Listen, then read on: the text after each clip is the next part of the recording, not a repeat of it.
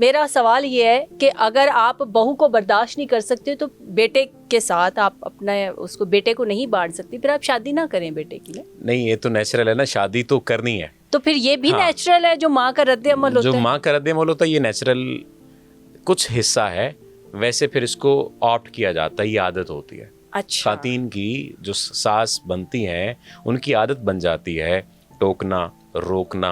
उसकी दो वजूहात जो मुझे महसूस होती हैं, एक तो वो कि बुनियादी तौर पर वो औरत है और उसे अपना जो बेटा है वो जाता हुआ अपने हाथ से नजर आता है, जज्बाती तौर पर भी और मुआशी तौर पर भी। ये दो ही पहलू है ना। अब तो वो आप माँ के पेट से निकल के बाहर एक जीता जागता इंसान है, उसका जज्बाती लगा हुआ है, तो जज्बाती तौर पर भी वो उसे जाता महसूस होता है। पहले जो माँ के पास आकर बैठता था, अब वो बीवी की गोटे गिड्डों में बैठता है, ठीक है, उसके पास जाता है। जब वो वहां पर बैठा हुआ है तो वो अगर वो बैलेंस करने की कोशिश करे माँ के साथ तो बैलेंस कर सकता है, क्योंकि यहाँ पर मर्द की भी गलती होती है। लेकिन ज्यादातर केसेस में औरतें ताने देने लग जाती हैं, नेगेटिव हो जाती हैं कि ये आई और मेरे बेटे को इसने अगवा कर लिया, मेरे बेटे पर इसने जादू कर दिया, मेरे बेटे को इसने ये कर लिया, तावीज पिला दिए, कोई भी नेगेटिविटी हो जाती है, ठीक है।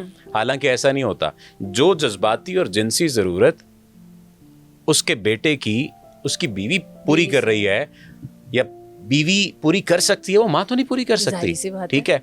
और जैसा लगाओ वहां हो सकता है वैसा लगाओ, इधर नहीं हो सकता। इधर अदब है, इधर प्यार है, इधर मोहब्बत है, वहां पर तलज्जुज़ है, जिनसी लज्जत है, जिनसी सुकून है, ज़हनी अमांगी है, ज़हनी सुकून है।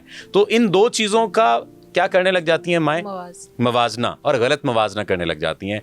शौरी तौर पर नहीं करती, गैर शौरी तौर पर करती हैं। और गैर शौरी तौर पर जब ये मामला होता है तो फिर उन्हें लगता है कि बेटा हाथ से गया।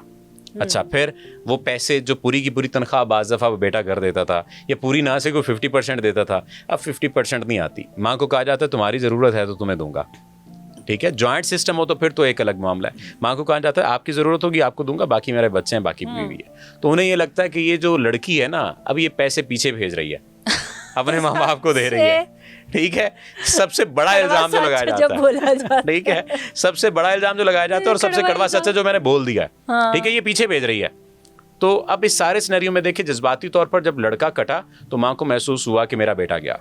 मुआशी तौर पर पैसे उसको ज्यादातर उसने देना शुरू किए। उसने नया सफायर का सूट पहना या कोई लाइमलाइट का सूट पहना या कोई किसी भी ब्रांड का सूट पहना तो उसे लगा कि ये देखो अब बहनों को नहीं देता, मुझे नहीं देता, उसे देने लग गया। तो ये नेचुरली, हाँ, मेरे बेटे की, तो बेटे की कमाई बीवी नहीं खाएगी तो कौन खाएगी, ठीक है। क्योंकि बीवी का और माँ का रोल अलग है। जो बीवी का रोल है वो माँ नहीं निभा सकती, जो माँ का रोल है, जो माँ का मकाम है, वो बीवी नहीं अदा कर सकती। तो दोनों को अपने मकाम और मर्तबे को ज़ाहिर समझना होता है।